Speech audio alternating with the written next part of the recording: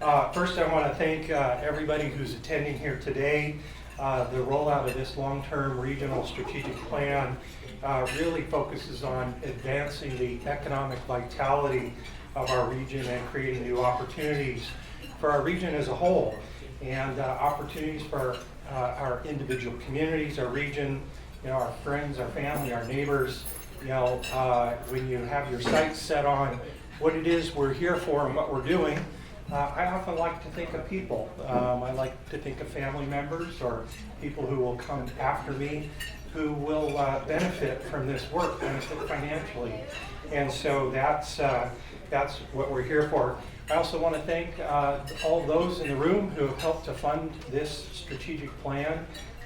Your contribution has been extraordinary to the work, and we wouldn't be here without you otherwise. I also want to thank Jeff Marcel and Elizabeth Scott here from TIV Strategies for their repetitive trips to Southern Oregon to work with us.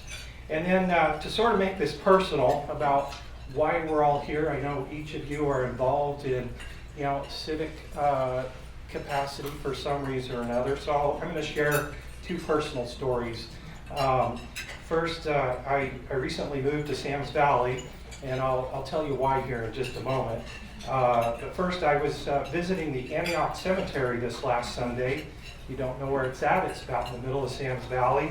And I was visiting the gravesite of my great-great-grandfather, Oliver Vincent, who was buried there in 1886.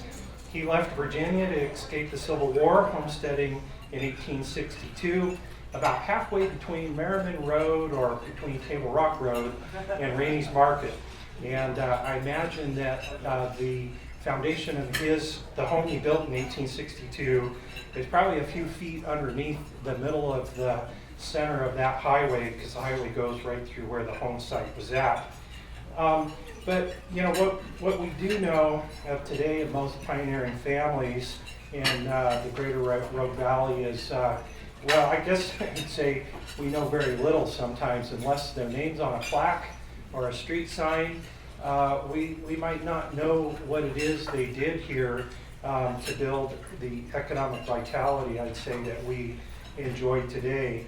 They were building income, jobs, wages, infrastructure, the cities that we live in, and I think some of the job opportunities in industry sectors that we actually have here in the Rogue Valley today were from pioneering families. But my point is, and I really hate to break it to you all, like my great-great-grandfather and my great-grandfather who were there, I don't think anybody knows what they did or remembers what they did. Through blood, sweat, tears, death, they created a living on their own. What I hate to break to you is in a decade or two, not a lot of people are going to remember any of us unless you're serving an elected office and your name's on a plaque somewhere. What we do today, we might not be remembered as individuals, and I'm okay with that. I think that the purpose of our work isn't necessarily to be personally recognized, and I think that you all do things in capacities that you've come to realize you'll not be recognized, and for those in the public sector, a lot of rocks get thrown at you instead. And so that's the first part. And for my family, it was sort of a community barn raising, but I also have to be okay that nobody remembers what they did, and what I do, not sure people will remember that either. But what we set in motion here today through this strategic plan will have an effect on people for many generations to come, and maybe another 150 years, and I certainly hope so. My second piece of why I think that this work is personal is something I'll share with you. I've really only shared with, I know a few of you in the room know about this. I've been very private about it, but my wife and I adopted a couple of kids out of the foster care system, and sort of the joke is that I'm going to be the old grandfather-looking person. So we have a 6-year-old and a 4-year-old, and the story goes that my wife's always wanted to be a foster parent ever since we got married, and I didn't want to do that. And finally, my oldest son headed off to college 4 years ago. Thought, all right, we're going to take his bedroom, we'll put a couple little beds in there, and we'll foster, and DHS called us and said, would you take a 2-year-old and a 3-month-old? Like, what? Not what I signed up for, but it'll only be for 3 weeks. Just 3 weeks, that's all. Well, that was 4 years ago. And along the way, the state asked if we'd adopt them. I thought, what? That wasn't what I signed up for. And when your wife asks you to pray about something, you know you're in trouble. So for us guys, when your wife says, oh, why don't you just meditate or pray on something, you've lost. And you don't pray about things you don't want to do. You know, how does this go? God, do I adopt these kids and give them a loving home, or do I put them back in the foster system? What's the answer going to be? So I suppose I should say something like, I'm doing this work in the community so that these kids of mine will have, job opportunities and the ability to, live and do well in this community. I realized that my little 4-year-old daughter will be in the workforce between 2040 and 2080. And so that's a long time. So what is it that I'm doing here that sets in motion opportunity for her? And to be honest, that's not really what I think about a lot when I think of their long-term endeavors. Part of it's just trying to get by day to day in a chaotic household with, a couple of kids that are dealing with mental health issues and other things. So I guess I would just say that I'm doing it just to make a contribution to the community. And yeah, they'll benefit from that in some ways, but a lot like I think what people do in health and human services, or what my wife and I are doing, it's just the right thing to do. And I'm not asking for congratulations. That's not why I brought it up. Rather, I'd probably ask for your sympathy because I'm old and having a 4-year-old can be challenging. So I use those two stories just as, everybody here has a personal story as to why you're here. Yeah, a lot of us are paid to be here in some aspect or another, but there's got to be more. It's got to be more than the paycheck or an assignment or a board that you serve on. And I'm just glad to see an amazing cross-section of people from table to table who are working in so many different areas. And I think through this presentation on the strategic plan, you're going to see pieces that you own or that you have that you can develop that really brings it all together. And so, the other thing I'll just say, and I really encourage us to, work across what I'll say are party lines. This is not, partisan, but we all have different individual silos that we tend to work in. And let's find a way through implementation of this strategic plan that each of us in our own organizations can carry on some of this work and then collaborate together for the greater whole. So with that, I am going to introduce Commissioner Lily Morgan. Thank you for coming and joining us today. And I'm punting to you. Thank you, Lily.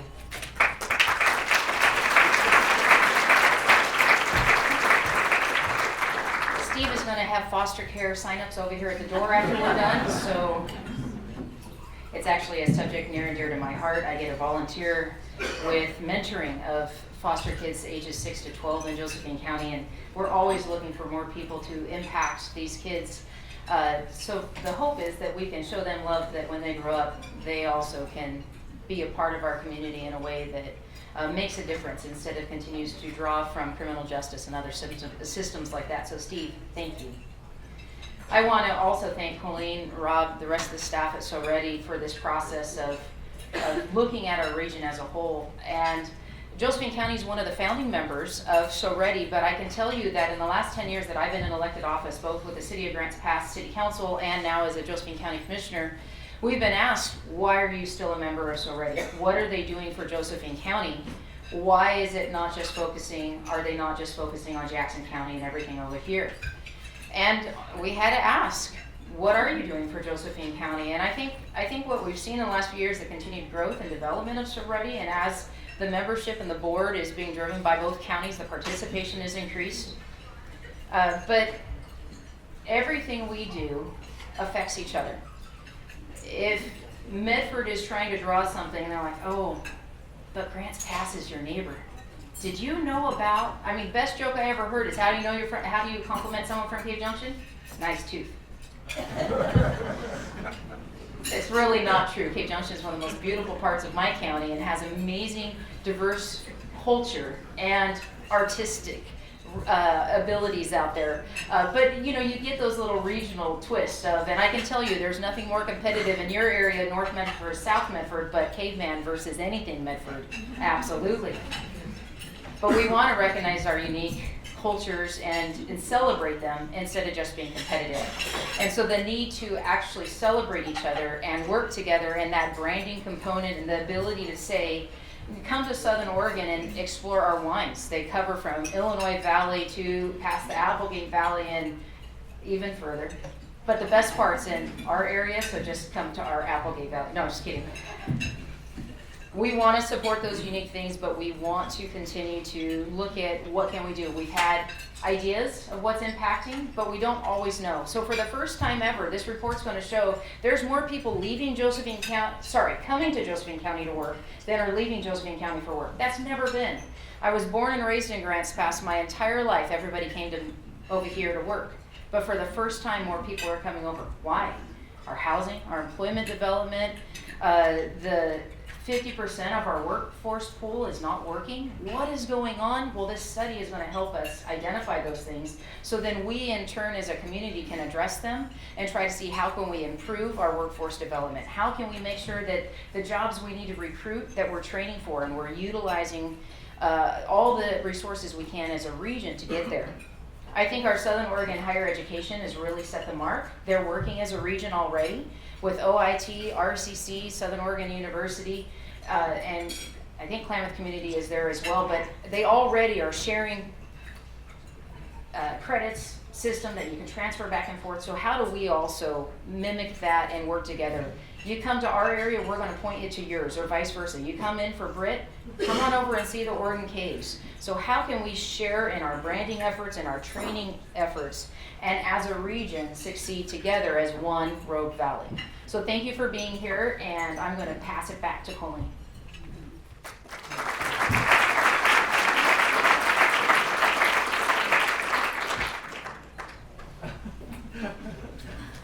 Sorry about that. We actually have one more person who's going to come up and just give some welcoming remarks on how important this is to the city of Medford.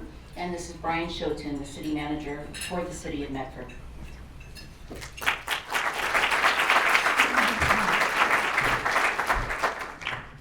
Thank you, Colleen, Commissioner, and Steve Vincent. So I'm relatively new to the Rogue Valley, 15 and a half years, so I'm an outsider. So I don't get the north versus south and Grants Pass versus everybody. I'm a Woodburn Bulldog, and we're playing for 2 state soccer championships on Saturday, so go Bulldogs. Anyway, why a regional strategy? And many of us at the city of Medford, ask ourselves, what's our role in economic development, not just in Medford, but in the region. And so no single organization can actually do this, and this is why I'm incredibly excited today about talking about what you're going to hear about One Rogue Valley. It's not Grants Pass versus Medford. It's not Josephine versus Jackson County. Sure, we can have some friendly competitions amongst ourselves, but if we don't come together as a region, then we are going to lose out on opportunities. And that's why I'm incredibly excited about what we're going to be doing here. For the city of Medford, their council goals adopted for the biennium, the development of the strategy was right up there with our council. And I have Councilor Alex Poitras here with us today. And he was one of the ones that was saying, yes, we need to do this, and I appreciate it. But not only are some of the strategies that you're going to see here part of our council goals, there are other things that impact not only Medford, but Ashland, Grants Pass, and all the other cities. And it goes around, what's our housing strategies? We need to know as an organization what we have to do in order to provide affordable workforce housing to this region. What's our public infrastructure needs, and how do we redevelop downtowns, again, beyond Medford, everywhere. We simply cannot rely on SOREDI to do this work alone. We need to do it collaboratively, and we need to do it quickly. And the reason why I say quickly is a lot of times we think about what do we need to bring to this region. I believe we also need to think about how do we retain what we have in this region as well. And we need to identify and move quickly on those. So City of Medford is committed to working with all of our partners on this project. I want to thank all of the groups that have been a part of this. Because when this was proposed to the SOREDI board back in June of 2018, there was a resounding yes that we needed to do something collectively. And I really appreciate the executive committee led by Steve and others that said, yes, we need to do this, and the board that agreed to do it as well. I also want to give a lot of thanks to two staff members, well, the entire SOREDI staff, but particularly Rob Merriman, who supposedly is retiring. May want to get some WD-40 on that. Just saying. Very cheap. But Rob, I appreciate where you're at, right there. And I appreciate everything you did, and you worked with some great consultants here. But I also want to thank Colleen, because somebody had to raise the money to do this, because everything unfortunately costs money. So Colleen, thank you for your diligence in going out there and beating our elected officials over the heads and other businesses to say, this is really, really important for our region. So again, this is an extremely exciting time to be a part of not only SOREDI, but a part of this project and a part of this region, because we are on the cusp of greatness. And I truly, truly believe that. But we have to collectively work together to figure out what we want to be when we grow up. And yes, we will be better than bad.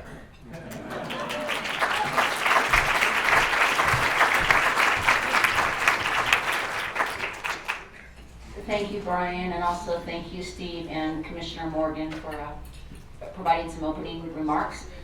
Without any further ado, I want to introduce you. Many of you have probably already engaged at some point with our consultants, Jeff Marcel and Elizabeth from TIP Strategies, but they're going to take you through some of the work that we've done already. This is not a deep dive. We promise you that in the next few days after this, we're going to email all of you the full document, and it will be on our website shortly also. But we're just going to scratch the surface today, and then but there's a big work ahead of us.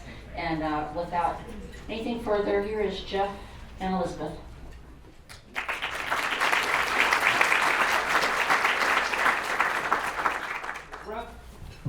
Rather than standing at a podium and kind of giving a speech to all of you, we thought we would walk around a little bit. Is that okay with everybody? Can you see us and you can hear us? Is that all right? Yeah. Excellent. Well, good afternoon. How is everybody? Excellent. This is a fantastic day. We are so excited to be here today. My name is Jeff Marcel. I'm a senior partner with the economic development consulting firm of TIP Strategies. And I'm joined by our consultant, Elizabeth Scott, who's been the project manager for this effort.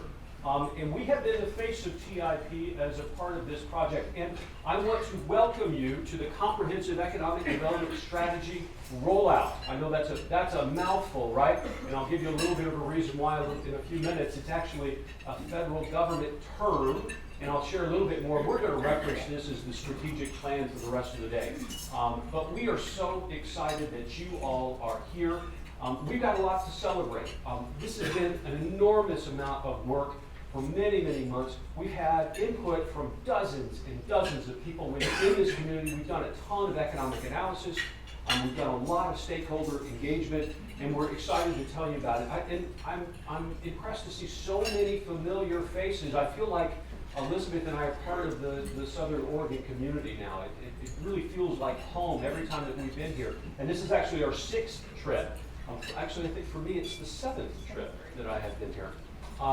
And so it feels good to be home again and to see some familiar faces. I wanted to just ask if you were a part of one of the interviews or in one of the focus groups as a part of this planning process. Can you raise your hand, please? Excellent. And if you were a part of one of the larger workshops or committee meetings or one of those things, can you raise your hand as well? I love it. And then how many of you responded to the survey that was sent out as a part of this effort?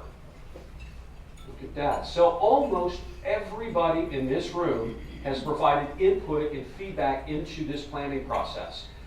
The truth is, Elizabeth and I have been facilitating this process. We did a lot of economic analysis.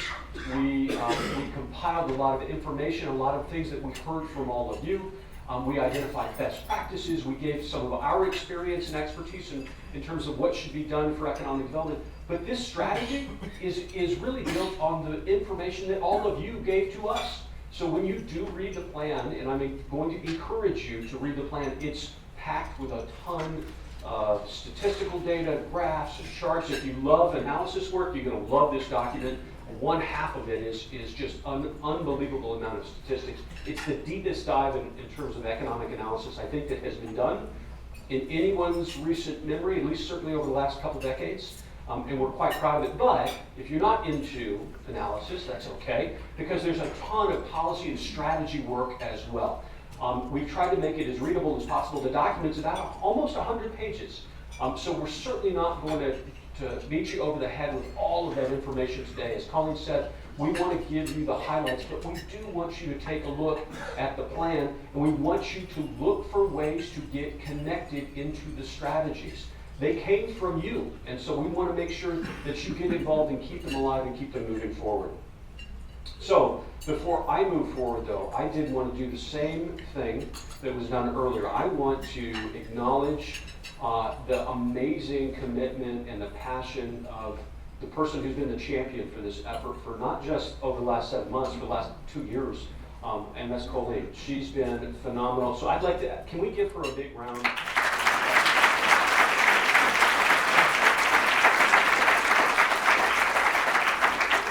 And for those of you, I hope it's not secret, but she just recently won a statewide award for economic development as a leader in economic development, and so she is outstanding. It's been wonderful to work with, and I will tell you, we know because we get a chance to work with economic developers all over the country. I also would be remiss if we did not mention our partner, Rob Merriman. Rob has been working with us hand in glove for the last 7 months. Rob has sweated the details with us. He's poured through information. He's coordinated, set up every single meeting. He made sure that we were absolutely exhausted at the end of every single one of those trips. And I blame my cold a little bit today on Rob because he's put us through the ringer, but he's added so much value. He's such a leader in this community. And so can we give him a round of applause?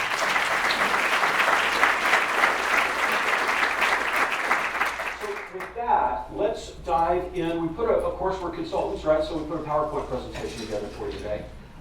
Let's talk about what we want to cover. We've got about 30 or 40 minutes with you. What I'd like to do is first tell you a little bit about the planning process. Elizabeth is then going to come up and share with you some of the key findings, and then together we'll talk about the plan framework. I'll talk to you a little bit about how the plan structured. Elizabeth will talk about some of the strategic initiatives, and then I'll come back and talk about implementation. We're going to hold on Q&A until after the luncheon. Elizabeth and I are going to stick around. So after our presentation, we'll move to the panel, but we'll stick around and happy to respond to questions that you might have. And if there are questions that you have following today's event, we pride ourselves on being accessible. So give us a call, send us an email. We'd love to talk to you more about the plan.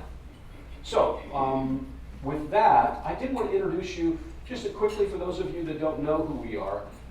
TIP Strategies is an economic development and workforce development strategic planning firm.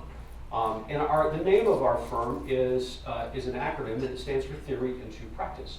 And that's because everybody who's a member of our firm has a background being an economic development practitioner. We all have represented a community to carry out the job of creating and growing jobs in our communities. And that includes Elizabeth and includes myself. Steve was kind enough to get personal, and I'll get a little personal with you. I am, I think, the luckiest guy in the world because I get a chance to work with communities all over the country and working with amazing leaders and help them think through ways to grow their local economies. And it's something that we are really passionate about as a firm. We really care about it. For us, it's a calling. It means a lot. And I think when you read the document, you get a sense that for us, we have to be as pragmatic and practical when we make these kinds of strategic plans, because we know this work has to get implemented. And I think you'll see that come out when you read the plan. So our firm is over almost 25 years old, and we've done work all over the United States in over 300 communities, either cities or counties or regions or states. And this is our team. You heard me say earlier that Elizabeth and I are the face of TIP in Southern Oregon, but actually every single person that you see on that slide has made contributions to this strategic planning effort. Whether it was analysis work, whether it was brainstorming about potential strategies to overcome challenges or opportunities that were identified, or identifying best practices. Every person that you see here brought something into this strategic plan, and I couldn't be more proud of this team. So that's probably more about us than you wanted to know. But I thought it was important to at least get a sense about who we are and where we're coming from. And like Steve, I want to acknowledge the project funders for this effort. You're absolutely right. Things don't happen without resources. I mean, that's just the reality of the world that we live in. But these are the folks that stepped up and provided resources to make this strategic plan a reality. And I want to acknowledge them and thank them for all of what they've done for this effort. So can we give these folks a round of applause?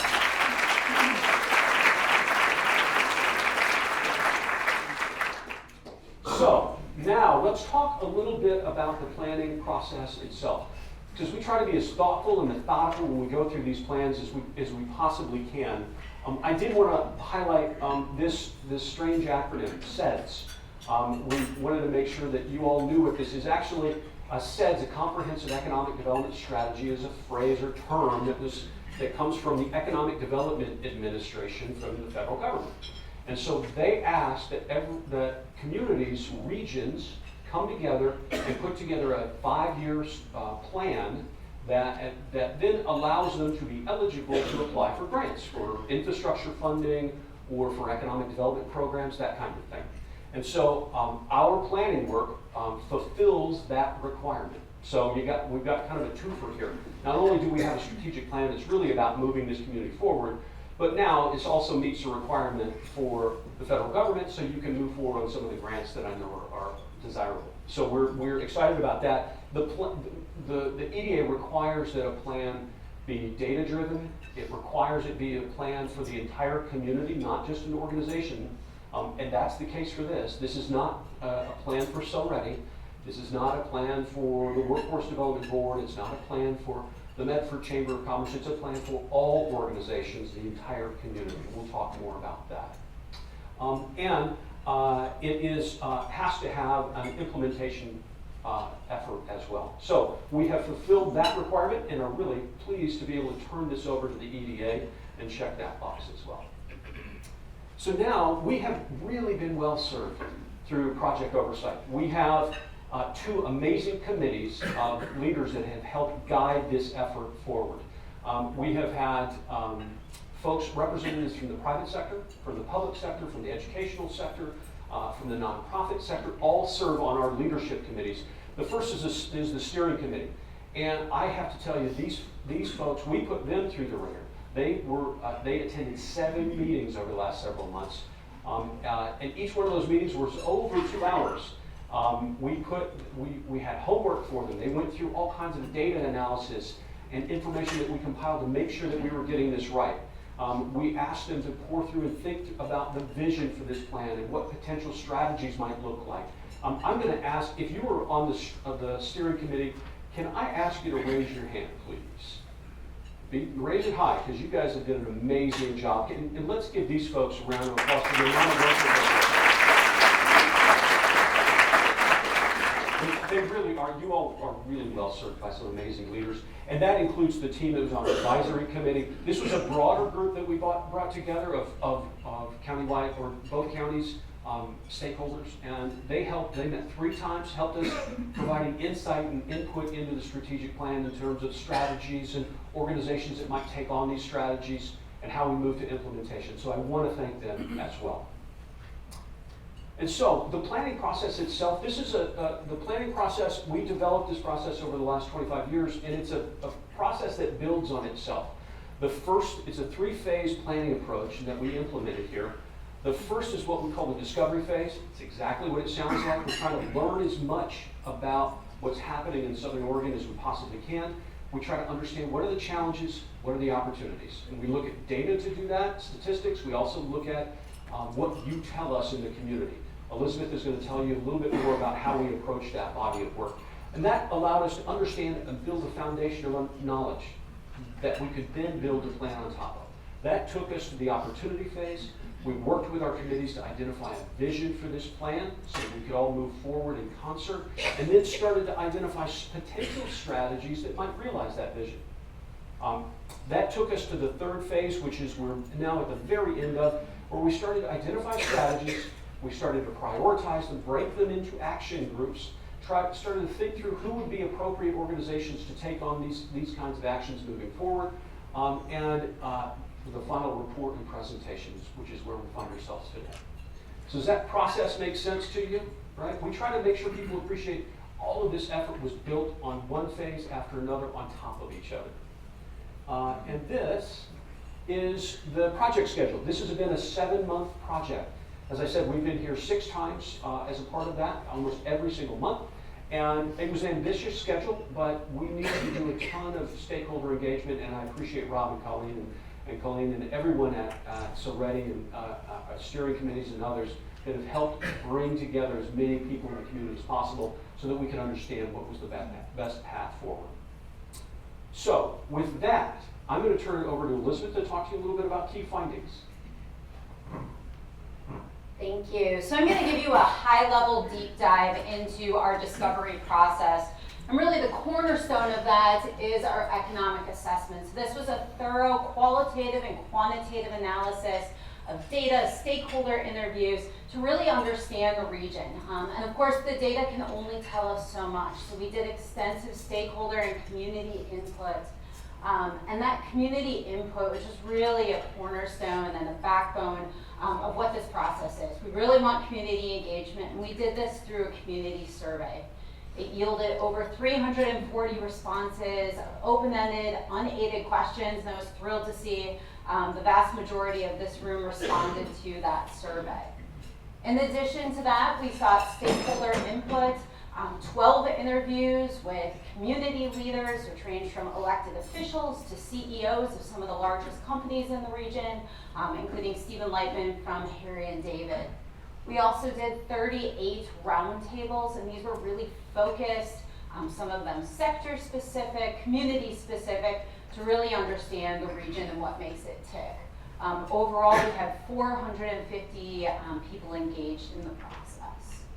What all of that input led to was the SWOT analysis, and this is the strengths, weaknesses, opportunities, and threats for the region. I'm sure none of these would individually come as a surprise to anyone in the room, and really the value of this exercise is how we compile and lay everything out.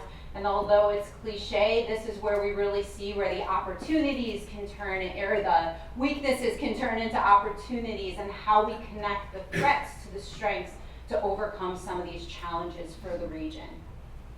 So just to highlight a few, we heard one of the strengths of the region was really the broad-based, diversified industries in the region. So we heard that it's a mile wide and an inch deep, and some of our strategies will look at how we can grow that and make that stronger. Higher education, K-12 education, really tremendous and very successful in the region. This leads to placemaking and some of the other components that will help attract and retain a workforce.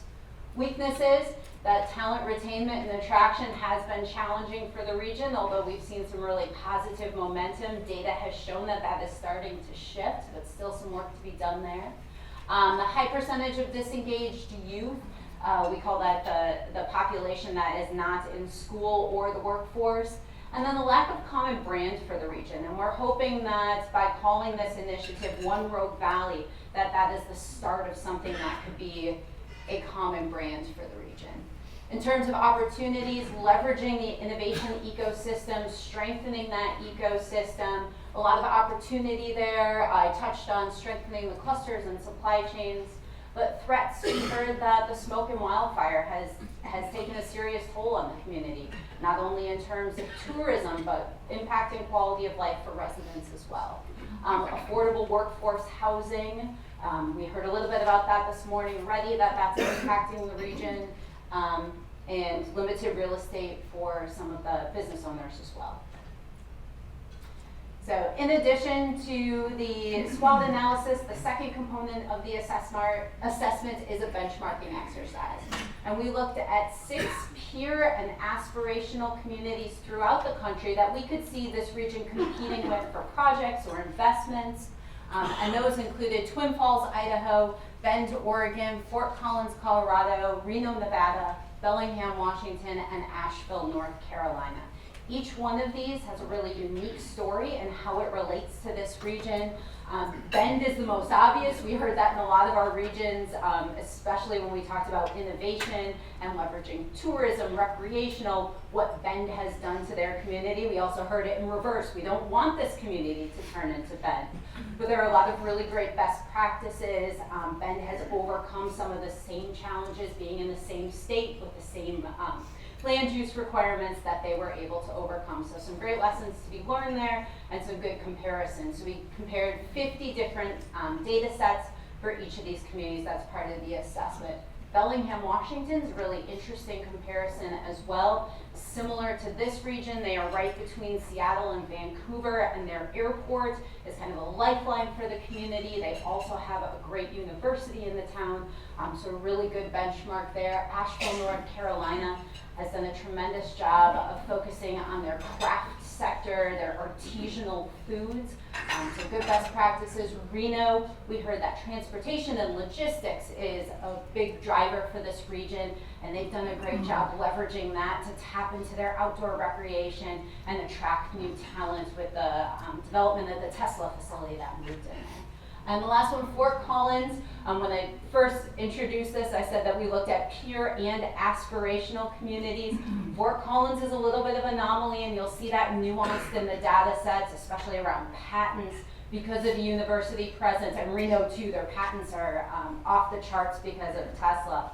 So, you know, you'll have to take some of that into comparison, but really good communities to keep an eye on as you continue through implementing the CEDS. And the last and the third phase of the assessment, which in the final document is actually a separate appendices, is the target industry analysis. And we looked at a number of different data sets. These are location quotients, which looks at the number of firms in the region. The US average is at about 1. So anything above about a 1.25 demonstrates a higher than average cluster in the region. Anything below about 0.75 represents a below average concentration for an industry in the region. Agriculture, healthcare definitely far exceed what you would expect the national average. Fair concentration in the middle. Some of the ones that we'll look at and address in strategies. Professional services, that's everything that supports a corporate headquarters and supports business in the regions. We'd like to see that higher, as well as information and media. That's really your tech companies, so a lot of opportunities there. So this influenced, along with our qualitative analysis, what we're calling our strategic growth areas under our target industries. So specialty agriculture, which would include your wineries and industries like Rogue Valley Creamery, artisanal goods, natural resources, mining, as well as forestry, healthcare. It's a little bit more self-explanatory, as well as tourism. And these really show that there's a competitive advantage for this region in those sectors. So whether it be mainly workforce, we hear from site selectors and consultants that when companies are looking to relocate, they're really looking for that workforce advantage, but also policy and concentration of the supply chain. So that's what really goes into determining a strategic growth area. Aspirational niches, you saw that on the location quotients, these fell below. We don't quite have that competitive advantage yet, but we see a lot of opportunities for these industries in the region. Technology, advanced manufacturing, and logistics. And back to Jeff to go through some of the components of the plan. Super, thank you, Elizabeth. So now we're going to talk to you, now that you know, we've tried to learn as much as we can, build that foundation of understanding about what's going on here, understand the challenges and the opportunities. And then we built the plan on top of it. And so we wanted to take you through how we go about and how we went about building the plan. And one of the things that we feel is absolutely critical is to have a vision for the plan, a vision for what we want to get accomplished. There's a purpose for this plan and this planning work, right? And so this ends up being our compass heading for all of the strategy work that we have moving forward. All of the things that are identified are geared and designed to help realize this vision. And this is a vision that we put together with our steering committee and our advisory committee as well. And I have to really commend them. I think it's bold and it's comprehensive, but it's certainly something that captures the kind of community I think Southern Oregon really wants to be moving forward. So now that we understand that vision, let's talk a little bit about how we structure the plan to fulfill that. The structure of the plan is pretty straightforward. We know what the vision is. Now we've identified 5 initiatives that will help realize that vision. Under those 5 initiatives, we have detailed strategies under each one of those initiatives. And then for each one of those strategies, we have a set of action steps and metrics associated with that. Does that make sense to everybody? Right, we try to be just as straightforward as we can when we put this together. And so this is a slide I want to spend a little bit of time on because I think it will help describe how this plan is going to move forward and stay on the top of people's minds. So you'll see the 5 different initiatives that we've identified as a part of the planning work. Business development, innovation and entrepreneurship, talent, tourism, and placemaking. Elizabeth is going to talk to you a little bit about each one of those initiatives in just a moment, but I want to talk to you about One Road Valley. And so a coalition of organizations, of leaders came together to create this strategic plan, right? This is a collective effort, right? It's not just SOREDI, it's not just one of the chambers of commerce. This is all organizations in this community come together under this one effort to build a strategic plan. So we're encouraging you to keep that momentum going and to brand that coalition as One Rogue Valley. And we're not talking about creating a new organization. I know some of you can relax. We're not going to encourage you to create yet another organization. We know that. But this is really a partnership between all of the organizations that will be driving these initiatives forward. Does that make sense with everybody? You understand what I mean? Okay. And so the initiatives under each one of these, there will be folks that will own various strategies and actions, organizations that own them. SOREDI, of course, will own some of the activities related to business development. But there'll be other groups. There are tourism groups that will own some of those aspects. There'll be talent groups, educational organizations, and some of the educational institutions and workforce groups that will focus in on some of the strategies related to talent. Some of the cities and the Council of Government will work on placemaking kinds of activities. There will be an opportunity for every organization to seize hold. And I think when you read the strategies themselves, you'll look at some things and go, yeah, sure, that's already being done. Well, we feel like it's the work that is outlined that's like that is so important. It's important for everyone in this region to understand what's going on and to put a spotlight on it and to encourage supporting those initiatives. And then there are also strategies that are just being done in one part of the region that we think should be spread across the region to benefit everybody. And so you'll see those kinds of examples. And then you'll see some examples that are brand new. And some of these examples actually came from leaders in this community that said, hey, I've got this phenomenal idea that we would like to own and move forward because we think it will take this local economy to the next level. And so you'll see some of those kinds of strategies as part of this effort as well. So I also will tell you how this effort keeps moving, and we'll talk more about implementation. But the goal here is to have this coalition, One Rogue Valley, come together once a month for the first 6 months at a minimum, and report out what has been done, what organizations have taken on which strategies or which actions, and what things have taken place over a 30-day time period just to move the effort forward. Not to solve it, not to fully accomplish things, but what's been done over a 30-day period to move that effort forward and to stand in front of their compatriots and other community leaders to say, this is what I've done. I've told you that I would own this action, and this is what I've done to help move it forward. And so we do that time and time again, and all of a sudden those things start to take momentum. And then people start to feel like, hey, I'm excited about that next monthly meeting because I get to brag about the work that I did to move this thing forward. And so we encourage you to continue doing those things. We'll talk a little bit more about the structure of what those meetings look like. Now, we are, and one of the things I will share with you, when you bring all of these coalition members together on a regular basis, it helps refrain some turf war kinds of things. It instills a culture of collaboration. Everybody understands what else is going on in the region. It prevents redundancy, and it allows everybody to keep economic development on the front of everybody's mind, and keep this plan alive. And that's what we want to make sure happens. We are recommending that SOREDI serve as the convener of this effort, and as kind of the administrative group. That does not mean that this coalition, this One Rogue Valley, is owned by SOREDI. It's not. It's owned by the coalition, all of the members. That means it includes the Workforce Board, it includes the Chambers of Commerce, it includes the cities and the counties, all of these organizations that have been a part of this effort. So that's how we plan on moving things forward. Let me turn it back to Elizabeth to tell you a little bit about some of the initiatives. All right, so now we're at the exciting part.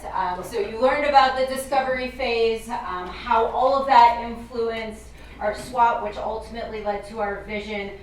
Vision drove the strategies, and here we are to some actions. And I also don't want to steal the thunder of our panelists. We're going to have a panel representing each of the 5 initiatives, and they'll go in and talk a little bit more, a little bit deeper about what they're excited about in the plan and how they're going to achieve that. But I do want to give you a high-level overview on the 5 different areas and do a little bit deeper into some of the key best practices that we found that we think can really move the needle.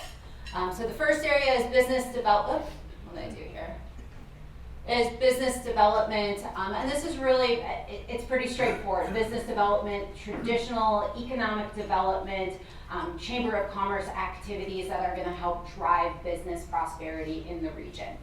The goal here is to make sure that this is thoughtful, that they're not shooting through the hip, and that it's really intentional and serving underserved businesses and getting representation in some of the underserved communities in the region to ensure that all of these businesses have the tools they need to succeed. Part of this has already been accomplished. SOREDI launched a business-friendly proclamation for the region last year, and we see this as being a cornerstone for this initiative and really having the region and the different communities carry this out. I know it's difficult to read, but I know Colleen can get you a copy if you're interested in learning more about the proclamation. The second initiative is innovation and entrepreneurship. There are a ton of opportunities for this region, and the focus here is really on how you can leverage both existing businesses to innovate more, as well as supporting entrepreneurs in the region. And one of the key components that came out of our roundtables around the innovation was the opportunity to establish a center of excellence in the region.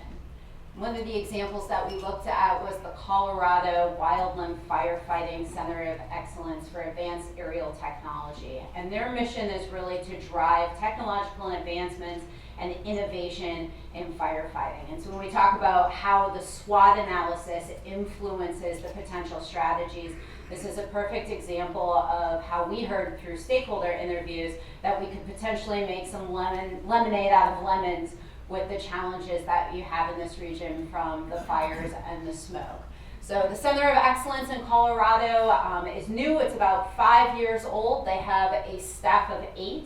This is their staff on the screen. In addition to their programmatic staff, they have 2 really key unique positions that I think are really interesting. One is solely focused on tech transfer. So a major initiative for them is to make sure that the innovation and technology that does come out of this center is deployed into practice. So they have one person that's completely dedicated to that. Last year, 2 years ago now, at the Consumer Electronics Show, The COE partnered with Honda to develop an unmanned ground system.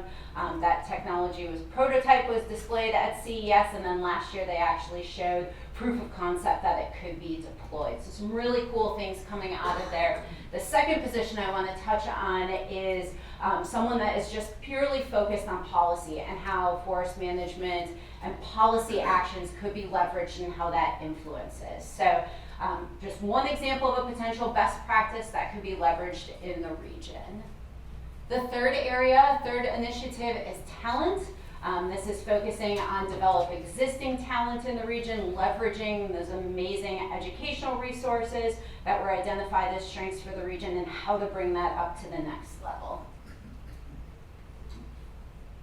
The fourth area is tourism, not only leveraging and attracting people from outside the region, but encouraging coordination among the region, supporting the local unique festivals, encouraging and engaging people from throughout the region.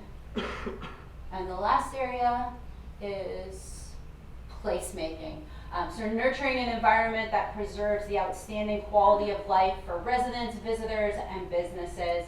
And there are two areas that we want to focus on here. One is affordable housing initiatives. Earlier this year, Jeff engaged with the National League of Cities on affordable and workforce housing initiatives, and I'll let him give you a few more information on that. Super. Thank you, Elizabeth. And this is something we're really excited about. In fact, we get to announce this next week at the National League of Cities annual conference in San Antonio. We did a partnership with these folks over the last year, pulling together a report on best practices for workforce housing and cataloging tools that can be used to address this challenge in communities around the country. And so actually we're going to attach that catalog of best practices and tools as an addendum to a part of this strategic plan so that you all can benefit from that as well. But it's something we're really excited about. And Commissioner Morgan, there we are. So I will tell you too that concept about the Wildland Firefighter Center of Excellence and Innovation, that idea came out of a focus group that we had at Cave Junction. And so we were really committed to making sure we spent time all across both counties, and I will tell you we were blown away in every single part of this community. You all have so much to be proud of. So let me talk a little bit about, we're going to wrap things up, but I want to talk to you about implementation, metrics, and outcomes, because I know that's a priority. And I know you're looking at all of this and you hear, holy smokes, an 88-page document I got to go through. You know, you're thinking about all of these strategies and you think, golly, how are we going to go about doing this? First I would say just take a breath, relax. There's a method, a way we're going to go about doing this kind of work. In fact, we have an implementation workshop with a whole host of organizations following this luncheon. I'm actually going to be back in January. We're going to do implementation workshop number 2 and see what kind of progress that we've made at that meeting. So that's going to happen at the end of January. But let me tell you about how we're approaching implementation.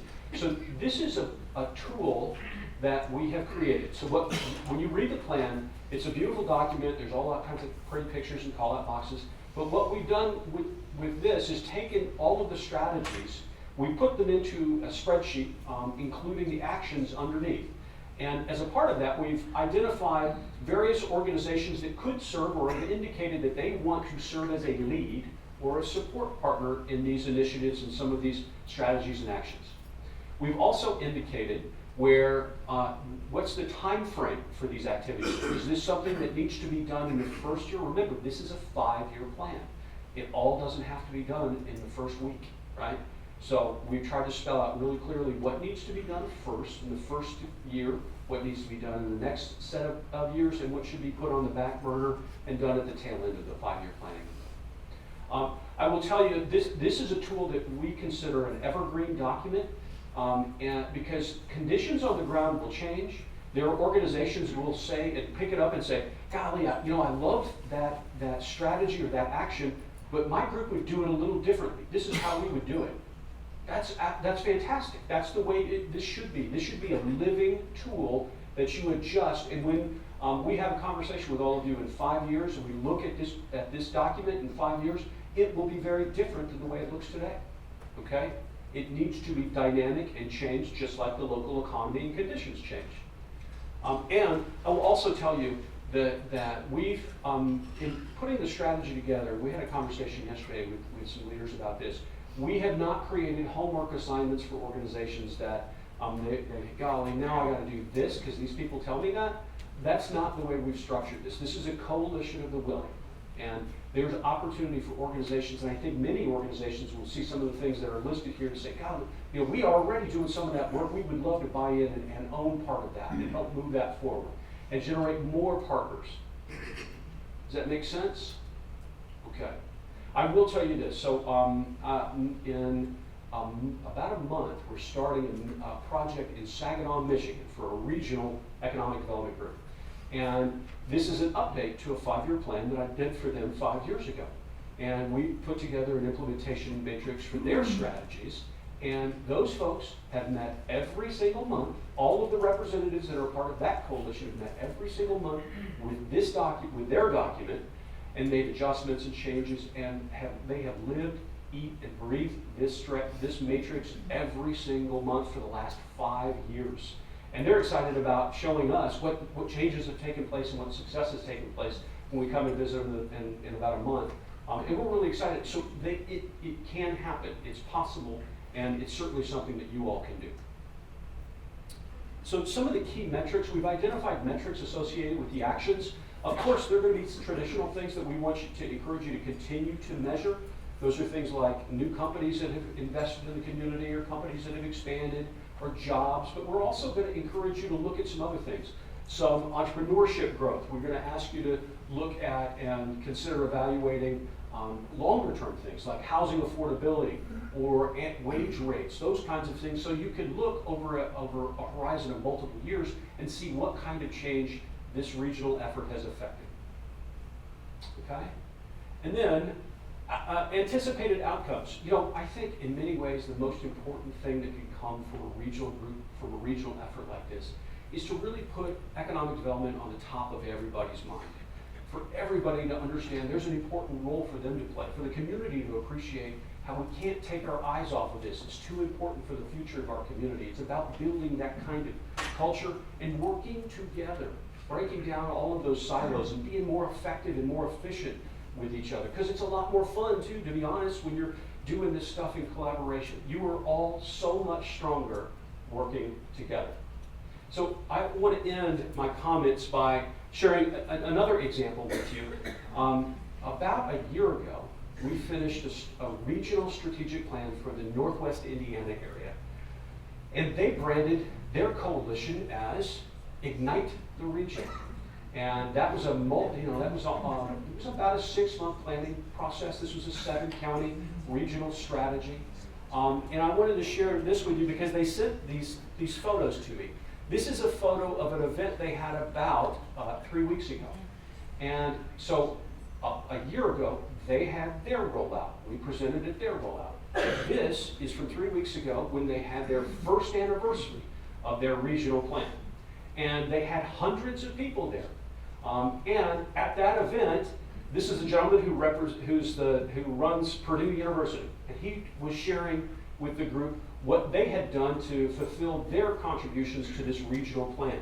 You'll see, Steve, you might like this gentleman right there, his name is Don Babcock. He's the representative for the local electrical utility there, so he's your counterpart in that community. He's having a lot of fun, too. Then you can see also, though, under another initiative, business development and marketing, these folks are reporting out on what they did. And then you see here, this was another initiative that they listed, which was centered around infrastructure. And these folks are talking about the progress that they had made over that year. So they are living this strategic plan.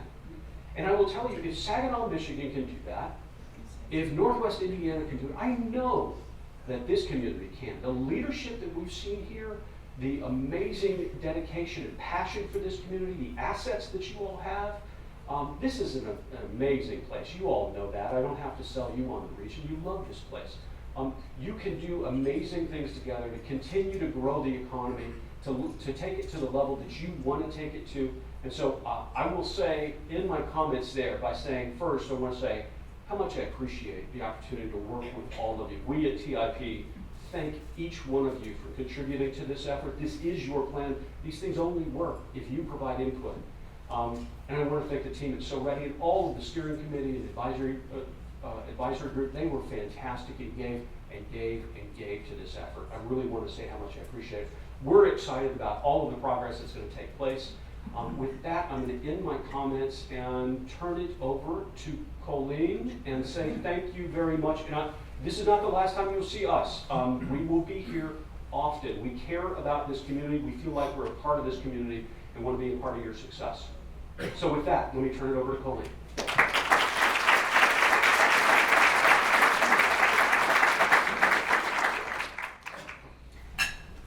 Thank you for your attention so far. Do you feel like you know it all and you're ready to go to work tomorrow? We meet at 7 a.m. You're all invited. Just kidding. A lot of work ahead, but we're going to kind of transition now to a panel.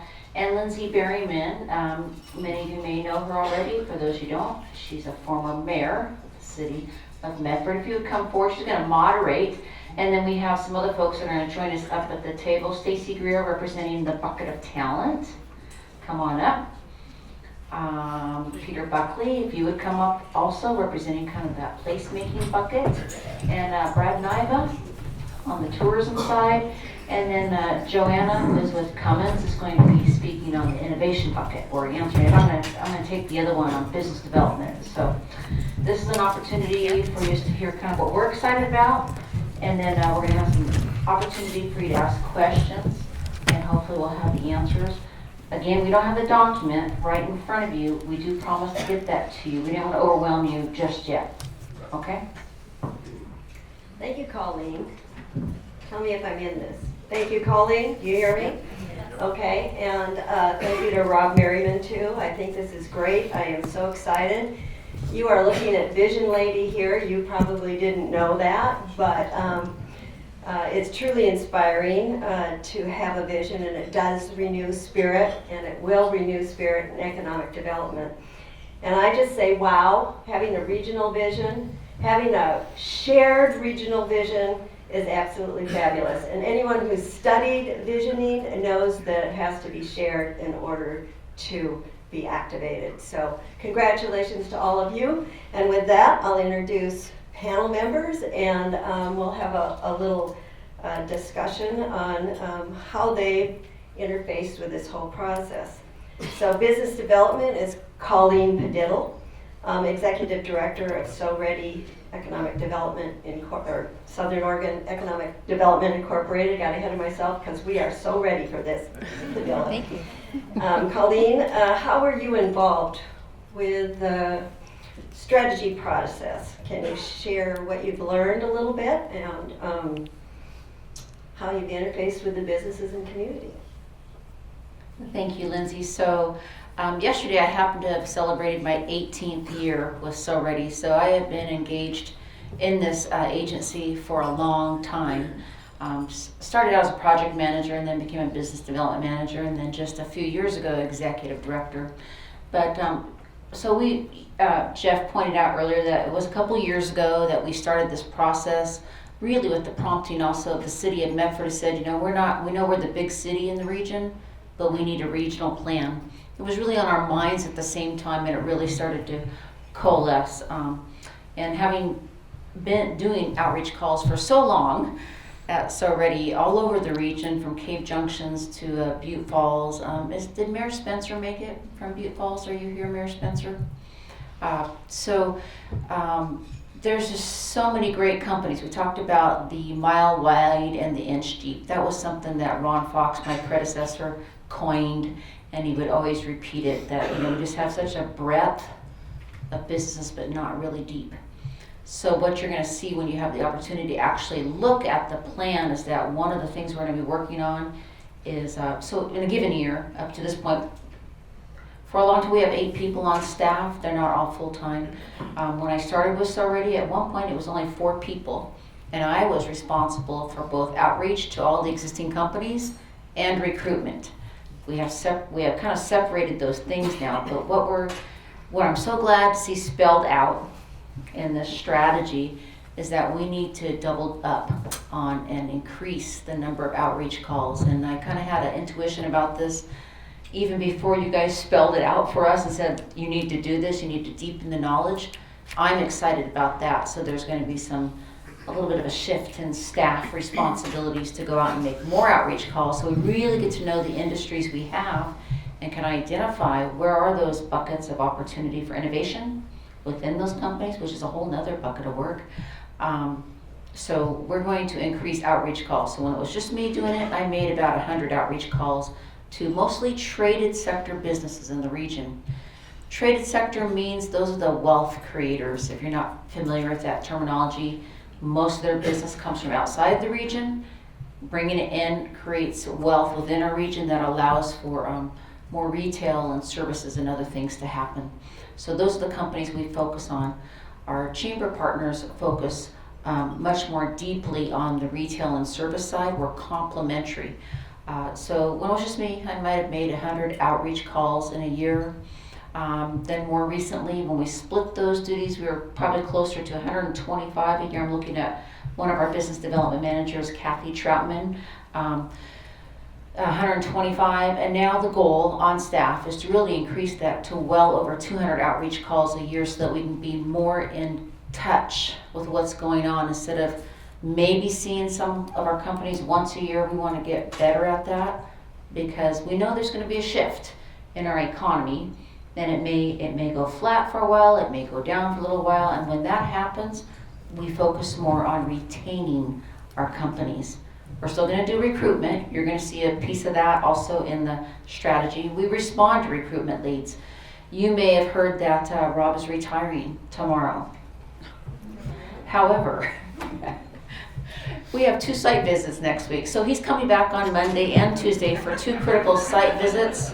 And I'll just say we're excited about these. We're on the short list. One is a $135 million investment in our region. If we get it, it's 100 jobs. And the other one is about a $50 million investment in our region and about 25 jobs. We want them. We want them. So we still are going to respond to those things, but you will see us being more proactive and making outreach calls to our existing businesses.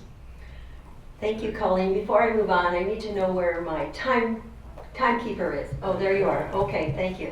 So one more 2-minute question. Colleen, tell me what you are the most excited about, because visioning is a shared vision, it's believing in what we're doing, but it's also being excited about where we're going with it. Thank you. Well, I'm excited, first of all, that you are all here and that we have had such a great outpouring of interest and being involved. I love, though, how you said, Jeff, about, it's a coalition of the willing. You are all willingly here.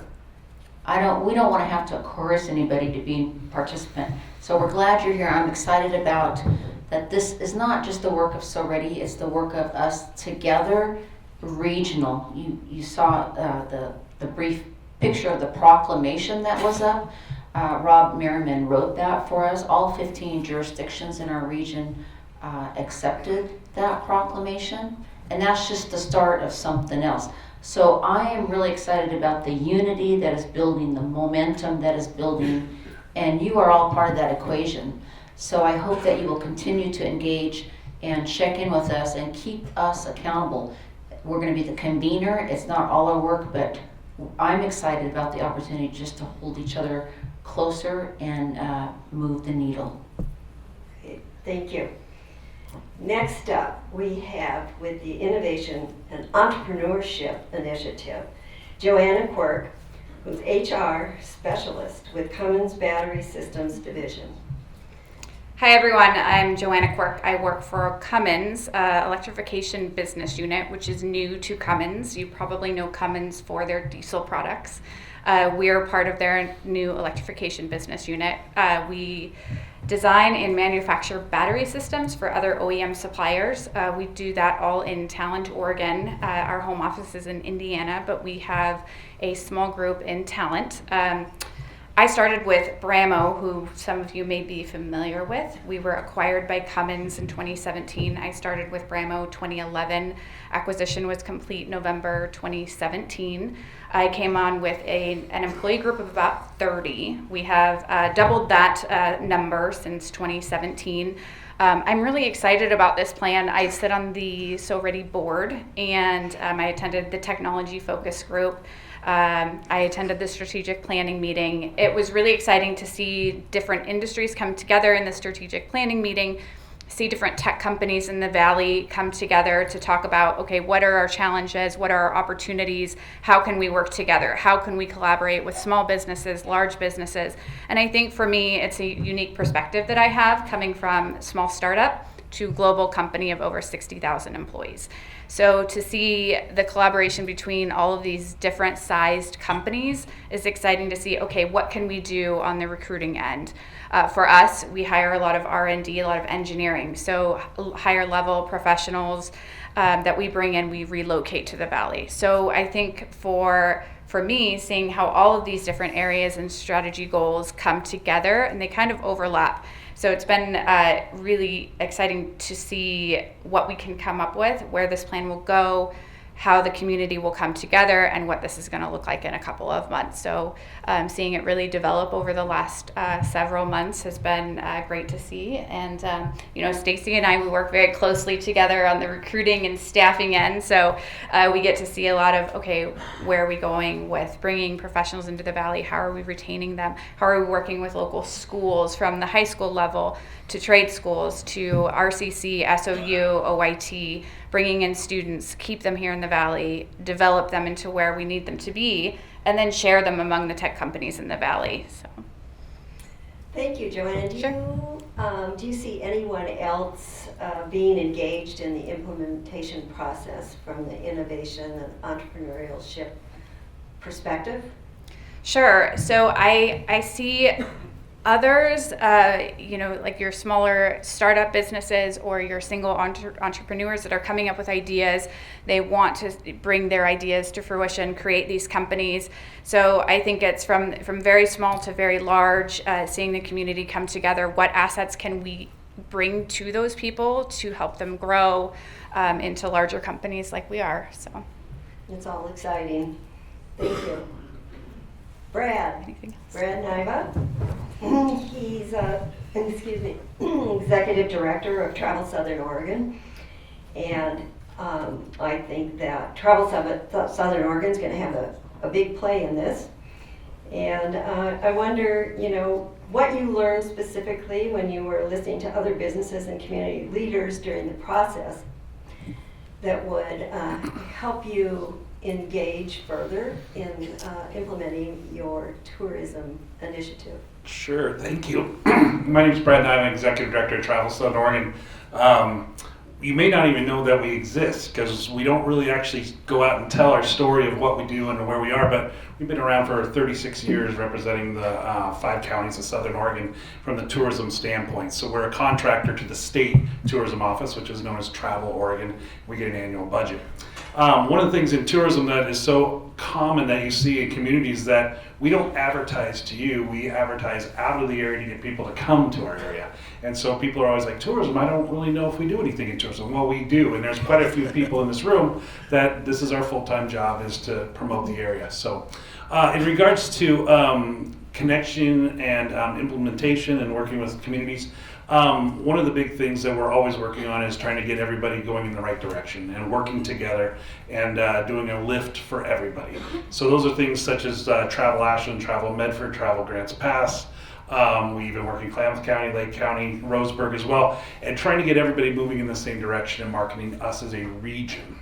And as well as having one common voice, and that is so key because I think there's a lot of clutter out there look at us and come visit us, but also look around the state and look at some of the communities that do a very good job selling their region. And I know we've used that word Bend a few times, but Bend has done a phenomenal job representing themselves as a region, as a destination.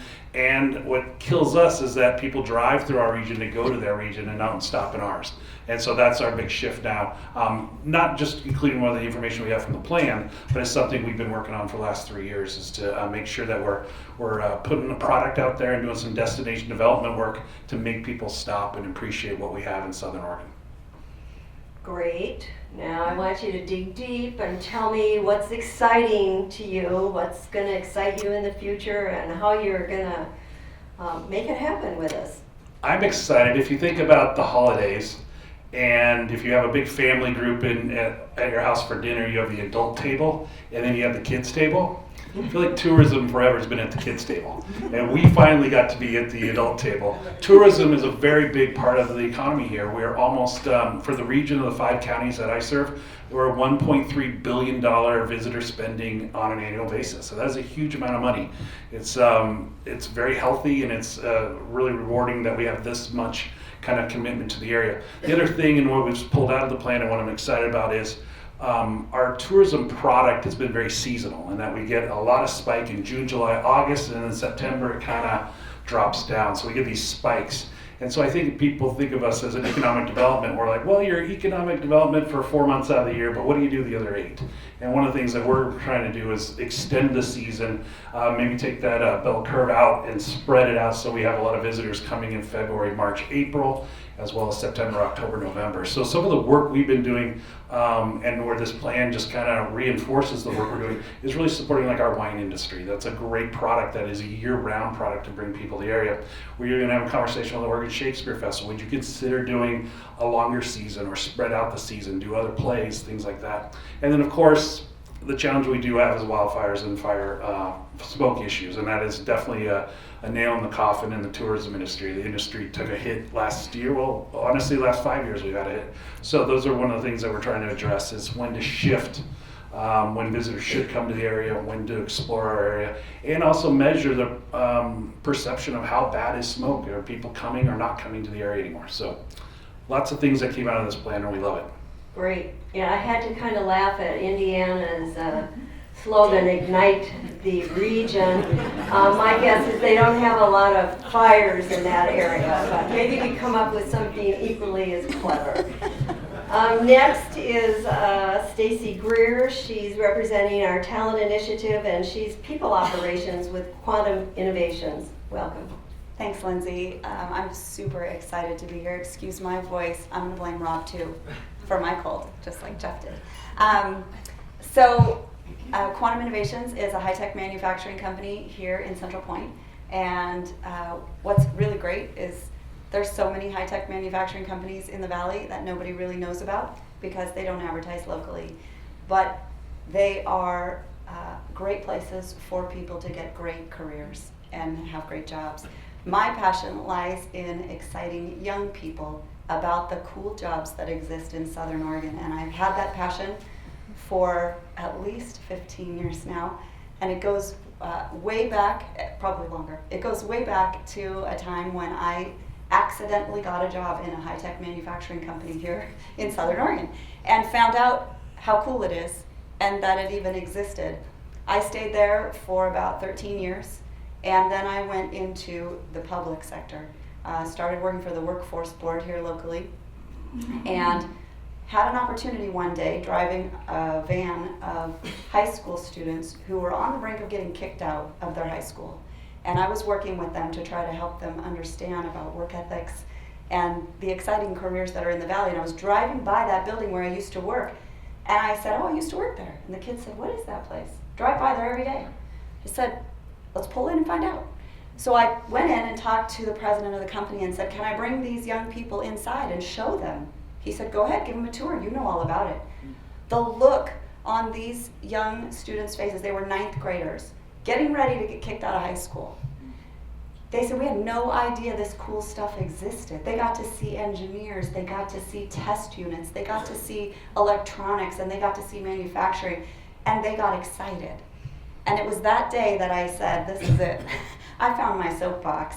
I want every young person in this community to find out about the cool stuff going on behind those brick walls and down those hidden driveways. And I got lucky enough that the workforce board said, hey Stacy, we're gonna put your desk over in Colleen's area in SOREDI, and you can work right alongside her. So ever since, this has been my thing. And when they asked me to serve on the advisory committee for this, I said, yes, here's the opportunity to bring together as a coalition of people, not silos of people doing the work out there. Everybody coming together to build that pipeline. Where is Jim? Is Jim Fong here? Jim and I, for years, have talked about this pipeline of people coming in, talent from the outside, young people coming up in the schools that have no idea that there are really cool careers here. How do we fill that pipeline, and how do we get people excited about the businesses on the end of the pipeline who need that talent? So I'm super excited. Enthusiasm is contagious, isn't it? You feel it? Have you learned, as you've listened to other businesses and maybe community members, something new during the process that you can share with us?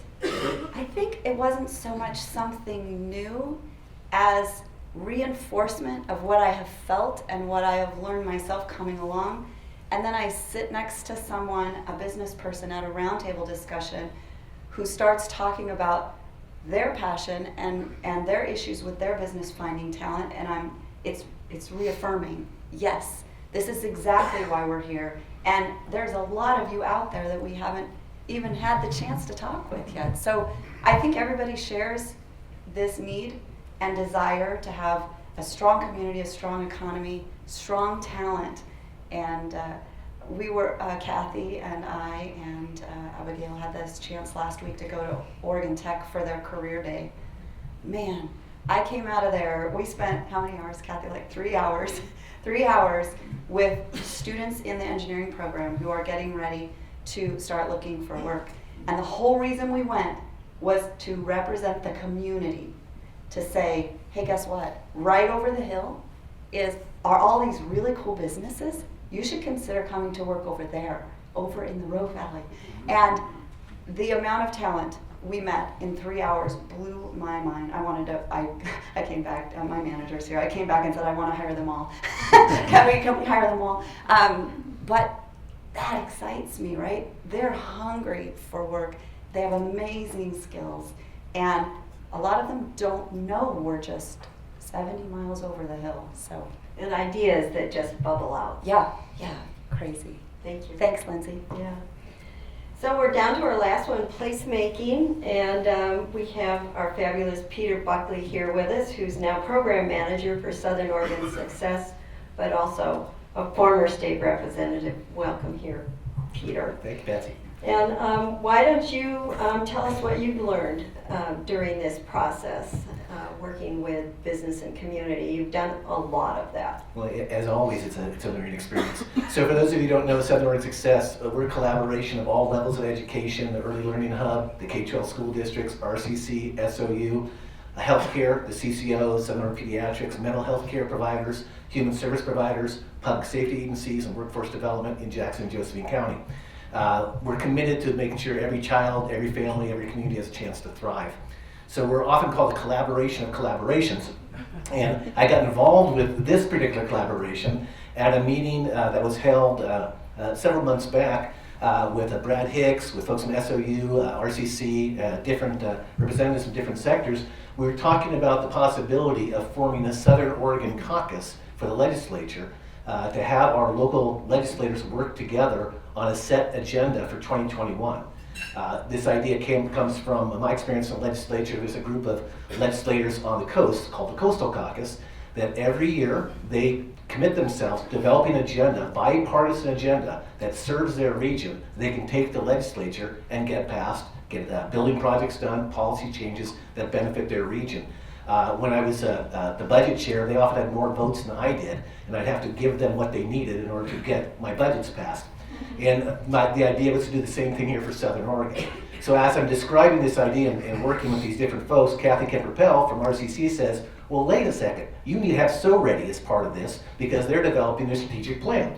So that's how I ended up on the advisory committee and kind of blown away by the quality of the discussions happening with this effort, because if there's one thing I can mention, the level of collaboration that's taking place in Southern Oregon right now is fantastic.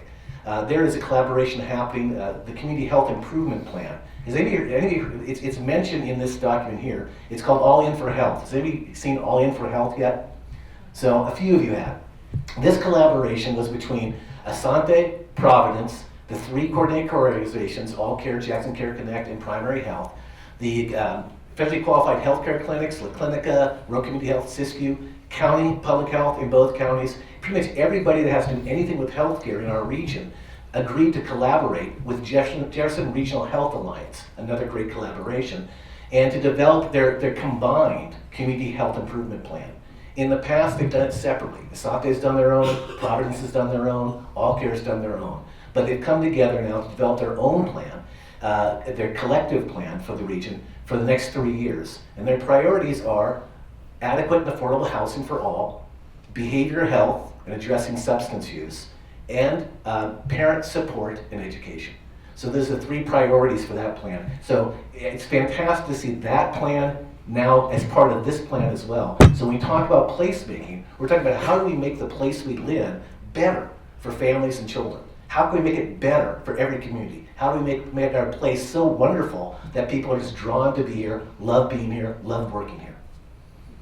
Peter, could you kind of continue with that thought and restate the goal for placemaking and do a kind of recap what it's all about? Certainly. The state of Washington had a program that we're kind of, we're learning from. This program they did a couple decades back. They call it Building High Capacity Communities. They also call it Building Self-Healing Communities. And they used the science of resilience, and resiliency is part of the goals of this plan too. They used the science of resilience to strategically and intentionally build resilience in children, families, organizations, schools, and communities. So that's some of the work we're doing now with Southern Oregon Success and with all the different collaborations we're working with. So I would restate the goal as building high capacity communities in Southern Oregon and emphasizing our ability, our creative ability and our ability to collaborate, which I do think is a very strong strength for our region. Great, thank you. I think with that, are we done? Thank you very much. And is there someone up behind me here? Colleen. All right.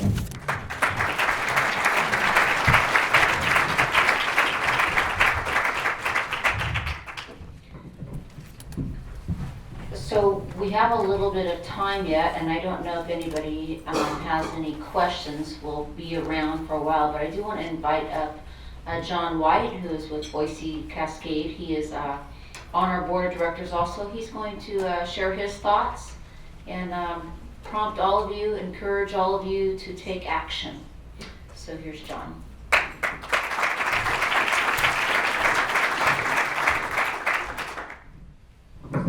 Thank you, Colleen. Well, as Colleen said, my name is John White. I'm the region manager for Boise Cascade, and we're a wood products manufacturing company with 4 manufacturing facilities right here in the county. We have about 800 employees. I'm also on the SOREDI board, and I've been part of this strategy with Jeff and Elizabeth from the beginning. So I've kind of seen it through and participated as I could and when I could. Does everybody get a feeling of enthusiasm here today? I mean, isn't this incredible? So I'd like to thank Jeff and Elizabeth. As Jeff said, you were facilitators, but you brought a lot of expertise and a lot of knowledge from across the country and other similar communities to the project. But this is really our strategy, and they helped us develop this strategy and implementation plan. So we own it, it's ours. What we do with it is up to us. It starts today. When Stacy was up here talking about the person next to her at the roundtable discussion, I think that was me. We had a great talk about talent acquisition that day, and we're kind of, we have the same challenges. The other thing I'd like to mention, I know Rob's retiring. Where are you, Rob? Right there. And look, I wish you the best. It's been great working with you on a few initiatives, this one, but also Quest. And I just want to mention Quest because it kind of ties into Stacy's comments.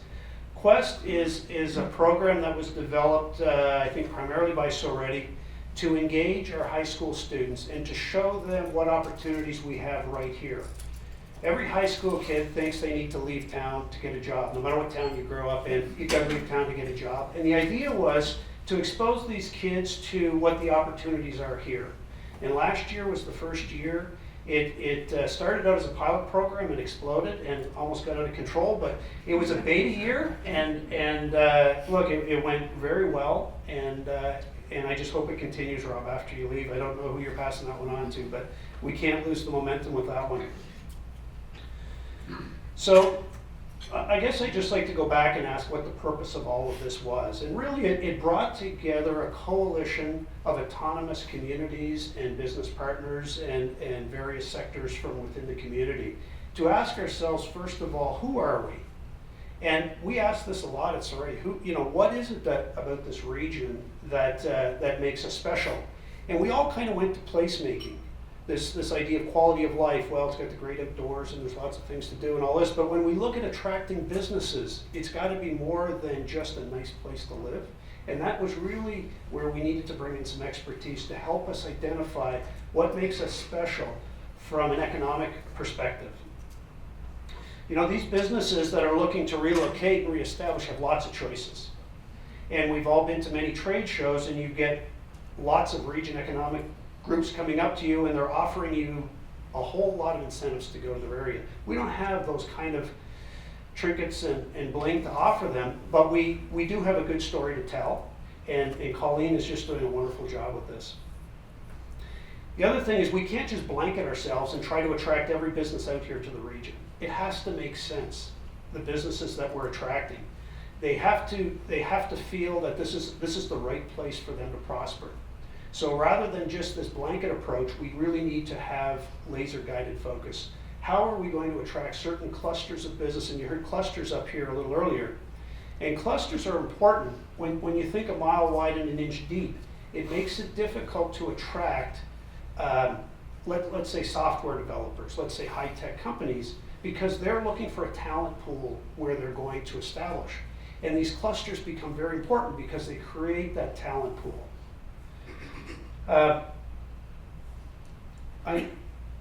As I read through the draft document, there's a lot of statistics in there you're going to see, and I kind of did a little bit of a dive into it. And I'm a relative newcomer to the area. I've been here 5 years. And I came across some interesting statistics. Just a show of hands, how many people were born outside of Oregon? Well, the statistics show that 62% of all people in both counties came from outside of Oregon. And I thought that was an amazing statistic. Where like Steve Vincent's ancestors from the 1800s were migrating here. But the important thing is that we chose this place, it didn't choose us. And we chose to live here for whatever reason brought us here. We're here by choice. And I thought that was a really interesting statistic. Another one is our population in the two counties has doubled over the last 40 years. I kind of took this off a graph, but it looked like about 40 years we've doubled in population, which is pretty incredible growth. Did I get that right? Yeah? Okay. 18% of all employed people in the two counties work in healthcare. Isn't that incredible? Almost 1/5 of all employed people work in healthcare. So when we talk about clusters, there's a really, that one's already well established, and it has to continue to grow to become centers of excellence in various healthcare services, so that the highest level talent graduating from the highest level schools in the country will pick this region because of that cluster. So anyway, I thought that was very interesting. A couple of challenges we have. Only 25% or so of our population over the age of 25 has a degree, 4-year degree or higher. And that's lagging. It's lagging in the state. And it's lagging among the communities that we were compared to. So we have some challenges there. We've got to keep people in school, encourage them, show them the opportunities that we have in whatever field it is, whether it's human resources or engineering or whatever, and keep people in school and get them to the next level. 82% of our population in these two counties is white. That may not surprise us as we look around this room. In our company, Boise Cascade, this is a very, very important topic because the population in our company is pretty reflective of the population in this room and the population in these two counties. And we have a very high-profile initiative in our company that's actually led by the CEO. That's how important it is. Because his statement is that within a decade, white people are going to become the minority. And if we don't find a way to be inclusive, we're going to be missing out on talent and lots of business opportunities. So that's a challenge for all of us, that we have to figure this one out and figure out how to diversify ourselves. And I really hate the word diversify because it's dividing. We have to look at inclusion, which is bringing everyone together. Affordable housing. I come across this one all the time because we are bringing people into the region and our housing is expensive. And if you look across the two counties, our affordability is actually, affordability index is higher than it is in the 5 cities that we compared ourselves to and the rest of the state, which means our salary level is lower and the cost of housing is higher, which kind of puts us upside down. And partly, as it was explained to us yesterday, this is due to the lack of construction or not enough construction to keep up with the demand. So this is going to be a challenge for the folks that are working on the implementation plan. So we're all here today because we have an interest in economic development. We're representing different government organizations, different trade associations maybe, different private sector associations, but we all have a general interest in making this community better and helping it grow. So our challenge today is, and it's a challenge to all of us, whatever organization you work for, please make sure that the folks who are managing your organization are aware of this plan and they become interested in it and they assign talent from your organization to be part of this. This can only work if we all engage. So today is the beginning. It's the first day of implementation of our strategy. So it's time for all of us to get to work. Can I hear an amen? Amen. Can I hear an amen? Amen. Let's go.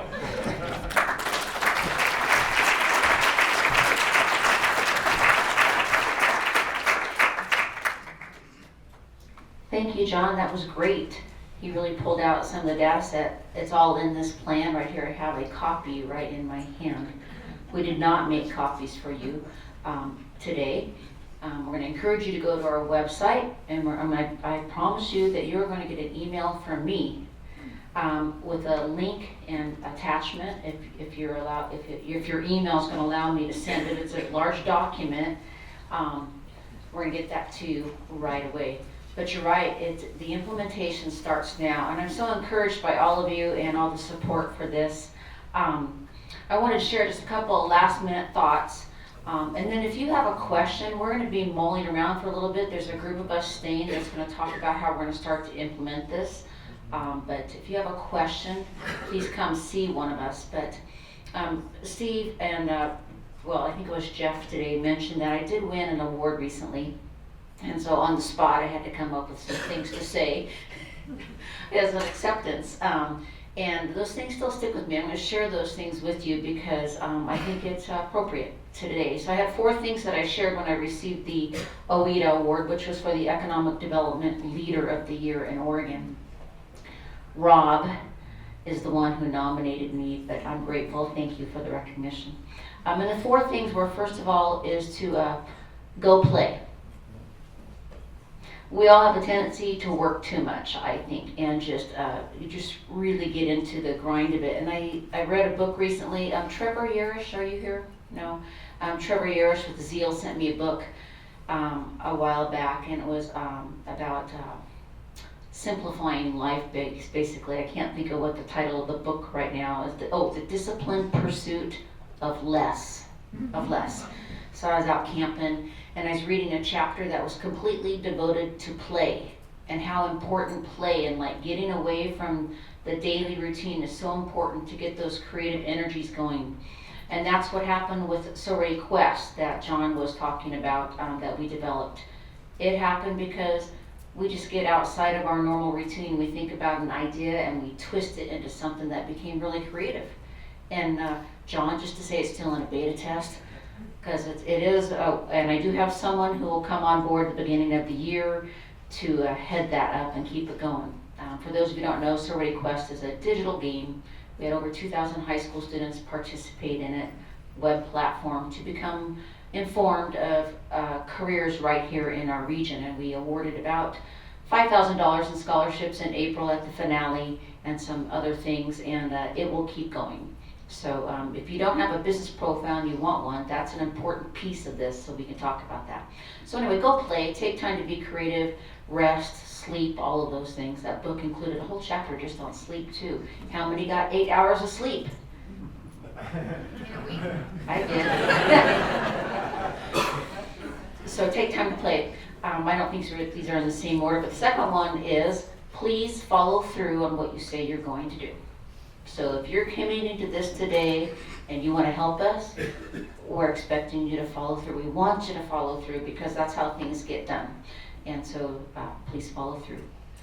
Third one, which had a lot to do with that proclamation that you saw, also crafted by Rob, was to go visit your neighbor. So earlier in one of the presentations there was a waterfall scene. Did you all see that waterfall? That's in Butte Falls. I'm one of those people who's born here. I'm a native of Medford. I was born in Rogue Valley Medical Center. Where are you, Scott? You're here somewhere too. There he is. Born in Rogue Valley Medical Center, and I did not know there were waterfalls in Butte Falls. Okay, so my big takeaway, and that is kind of what that realization one day when Mayor Spencer, we were in a meeting together, I thought, wow, how many other gems are out there in our own communities that we don't know about? Anybody here from Rogue River? Palmerton Park. Do you all know about Palmerton Park? Over 100 different species of trees in that park.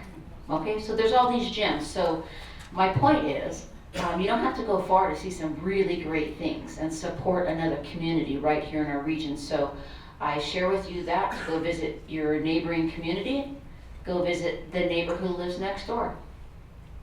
And find, you never know what great ideas they have, what they do that's gonna stimulate something new and outrageous in your life that's gonna make a difference. So, and then also in your own agency or your business, go visit the person that sits across the office from you.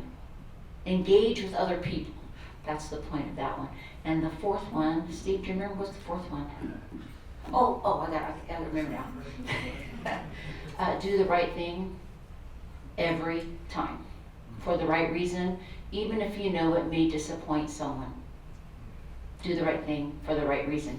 And with that, I just want to thank you again. This is a copy. The first person who wants this copy can come and get it from me because I can print more. So if you just have to have it right now, here it is. Okay? Anything else from Jeff, Elizabeth, anything else? Okay, so thank you again for your time. We're going to be looking forward to the ways that you can help continue to implement this plan. Have a great day.